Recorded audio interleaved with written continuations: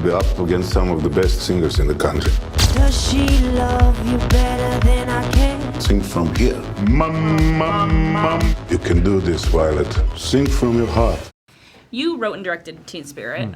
Where did sort of the idea come from? Because it's not, I wouldn't necessarily, I guess knowing your background, being like a young Polish woman in a singing competition. Yeah. Yeah. It came from hearing this Dancing on My Own song by Robin, which is in the movie, and the first time I heard it, which was a long time ago, it really affected me. It just had a very specific tone. It was very cinematic. It was sort of melancholic, but also celebratory, and I kind of got all these very strong visual ideas from it. And so I wrote those ideas down, and then I tried to figure out a larger context for that. And then Jamie, kind of how did you get involved sort of with the script and like with the process in the movie? I think Max was kind of at a point where he was about to kind of dip his toe in, into the kind of directing pool, and he sent me 4 or 5 very accomplished, completed scripts, all very different in tone and genre and everything. And this one to me just kind of rose to the top, I think, because I saw a lot of him in the material, and certainly a lot of myself as well. And I just felt very suited to his sensibility and to mine, weirdly. And then we jumped on and just kind of started refining the script. And then we had enormous help from a plethora of other people. Were these 4 or 5 other scripts that you wrote? He's being very generous. It was. I probably still have the email somewhere, but it was 4 scripts that were completed. Yeah. Can you sort of talk about the decision to make Violet Polish? Like it feels, a little bit of a commentary on like Eastern European immigration into England, and I don't know if that's true or if that's just me reading into it. Well, both of my parents immigrated Yeah. to England from very different places. My mother's Chinese, my father's Italian. So I think that mentality is just sort of inside me somewhere, and it's hard to shake. And this is our first film together, and you want it to be a personal story. You want it to reflect who you are. And it's much more interesting to me to tell a story about somebody who feels sort of displaced from a dream that is already impossible. Yeah. Yeah. And then Isle of Wight too has like a personal connection for you as well, right? It does, but it also goes back to that metaphor, which is that she's literally geographically Yes. distant from the things she wants. So it works on a couple levels. That it is a quintessentially like British story, but it's like she's not from London. Exactly. I would also Yeah. say, to go back to the music itself in the movie has a very specific tone. It's quite melancholic. It's also very European.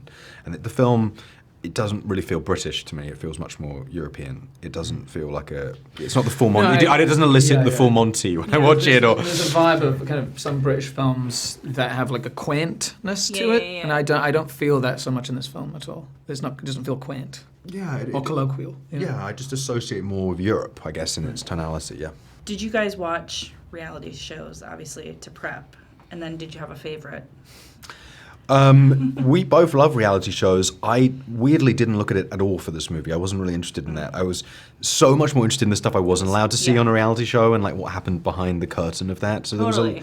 was a lot of research on how those competitions operate, but also we watched a lot of music tour documentaries because that's really the time you get a glimpse behind the scenes of what these rooms feel like and look like. And Katy Perry's movie Part of Me was a huge influence on this film, and the Madonna documentary. These kind of quite raw, voyeuristic looks at what it's like to be a professional singer.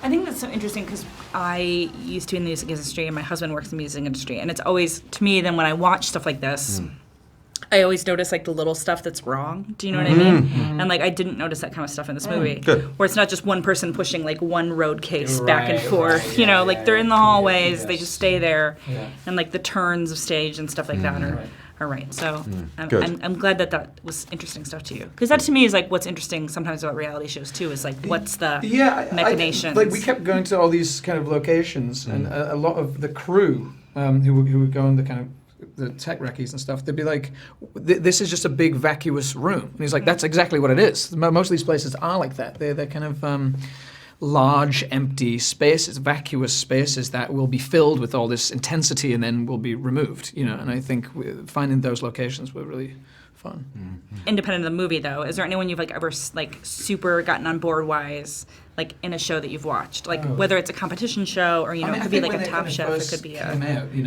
England. Who sang "If I Were a Boy"? Do you remember that performance? There was like somebody sang "If I Were a Boy," the Beyonce song, and it really affected me. I mean, those. I mean, we talk about it all the time. They're so good. The editing of those shows is brilliant. That sort of emotional manipulation is amazing. I mean, literally in like 10 minutes you're crying. Yeah, it's an unbelievable machine. And I mean, I think that who did you use for editing for this movie? Or did you do it? We worked with a few people. The main editor was this guy called Cam McLaughlin, who's amazing, who worked on Shape of Water, and I had the best time with him. It's so funny when you're working with an editor. It's like getting like a blind date roommate. Literally, like I met Cam. He like showed up to my apartment. We never met before. We have to spend 6 months together in a small room. It could have been catastrophic. I absolutely loved him. He's so smart and he brought so much to it. And did he come in at the beginning of the process, or like when you everything's shot, here you go? I mean, the truth of it is that editing's like my favorite thing. It's my favorite thing. It's the thing that I kind of look forward to the most. So I had an Avid while we were shooting, and I'd play around a lot while we were shooting. So we had a pretty good assembly by the time we wrapped. I think Jamie and I watched the first cut of the movie.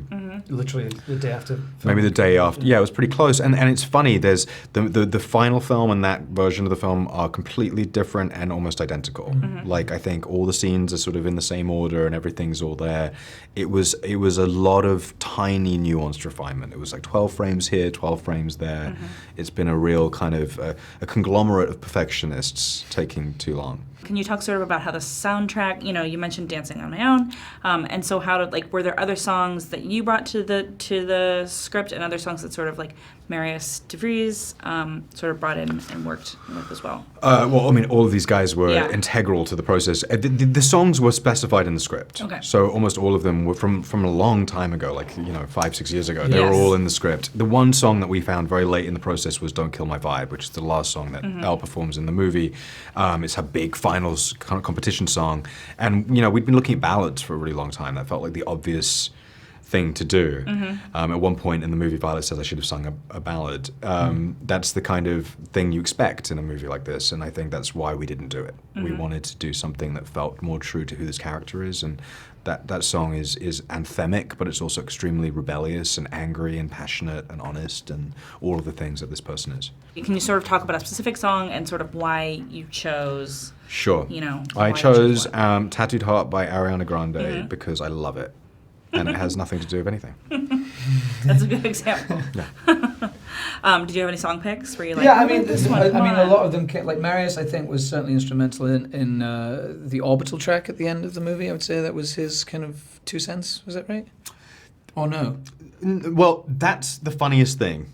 I know Marius did an amazing remix of that song. It's incredible what he did. Yeah. That was in the first draft of the script, really? And it's probably the thing that's never changed the most was the very final thing on the train to that piece of music. Right.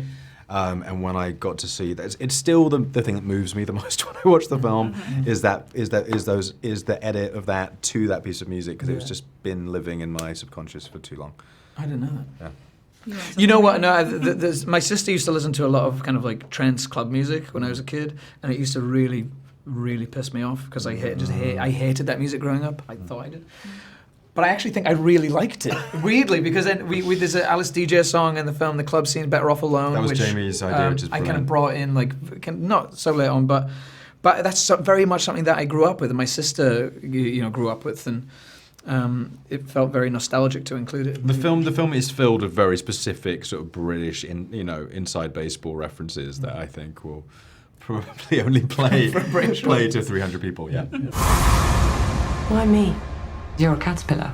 We're a cocoon. Maybe together we make a butterfly.